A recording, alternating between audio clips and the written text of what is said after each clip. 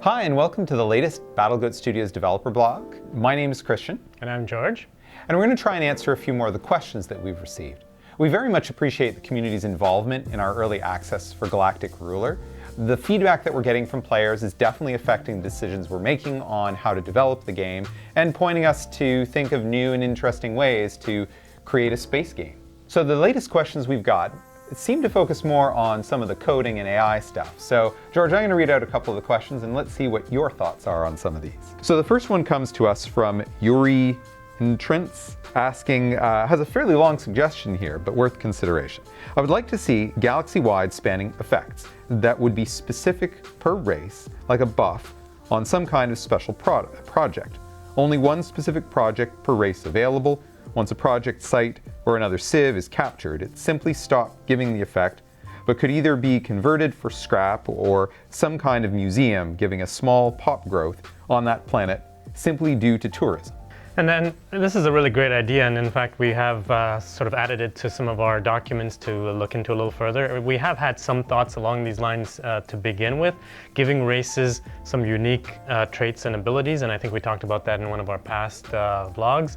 The idea of having certain facilities or certain other things that are unique per race hasn't been something we've gone down the road of, but it is something that I think would add a lot of flavor and also do more in differentiating the races. So we've definitely made note of the suggestion, and it's something we are going to investigate further. In SRU, the Supreme Ruler series, we have done certain things that involve adding some features for example, economic benefit. We had the tourism sites, or if you happen to take over Canada, you would take over BattleGoat Studios, and that had a slight economic benefit. So the idea of having certain facilities like the museums or whatever as well is something that is possible. The engine supports. We have to see how it can be implemented and how it goes in.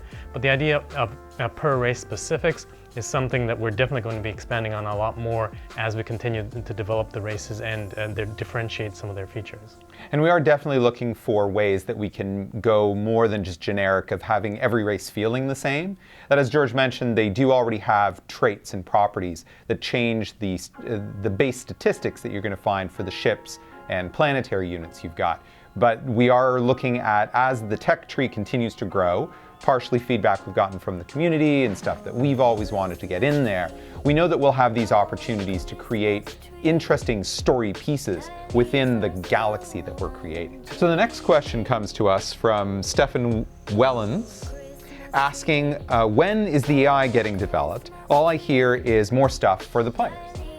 And in fact, that is our current priority, is doing a lot of things that are in the game engine specifically for the human players. And there's a couple of reasons for that. The first is we want to make sure that the user interface and the game engine and so on mesh together. The user interface is working well and allows players to take advantage of what's there. But as far as some of the engine developments as well, it becomes important to develop things and debug them and do the quality assurance through the process of humans playing it before we teach the AI or work on the AI on that feature. If we do something, implement a new feature and get the AI to do it, and then we change the feature again, we have to go back and redo the AI code. One of the last things that we also learned very early on in the times when we developed Supreme Ruler 2010 is we would often do in-studio multiplayer games to learn the best ways to play the game, the most effective strategies, the most interesting sorts of things to do as far as playing the game economically and militarily, and then we could implement the AI to follow some of those same patterns. Sometimes that means multiple tracks, like an aggressive AI or a defensive AI and so on, but still, it's sort of the humans that can debug how the game plays, and then we can work on the AIs to do it. So as we implement new elements, such as the FTL changes we're doing in the next builds we're putting up to the fast track in the next few days, once some of those are debugged, tested, played with a little bit, then we can pass them along and start working on the AI to support those features as well. You want to redo that last part because of the boom? And the last question comes to us from XB Walker. He wants to know if there's any plans for construction of jump gates, saying he'd like to connect systems that may otherwise take 3 or 4 jumps to get there. He's run into it in one of the test games that he ran and wanted to know if that's something we're going to be adding. And I think we touched on this in one of the previous Galactic Ruler question things as well, and it is the idea of having alternate styles of moving between systems. We are looking at wormholes, jump gates, other things. There was the idea, I think we talked before about stargates on planets to move units around. We want to make certain things a challenge. Moving between systems at the galactic level is one of those. You will often start with your FTL not being able to reach even certain systems, so you have to develop the technologies to increase your FTL range and certainly move around the galaxy to get from point A to point B instead of maybe going straight to the planet you want to get to. So that adds a lot to the gameplay. We'll be looking at other things, maybe future term technologies that might give you shortcuts or might give you new boosts and buffs to get around the galaxy. We're also cognizant in some other space strategy games, they've actually removed some of those because they found it took away from the gameplay. I know Stellaris had some big controversy about their methods of having too many ways to get around, and when they removed some, then people didn't like that either. So we want to balance some of these things out, and we'll be taking a close look at it.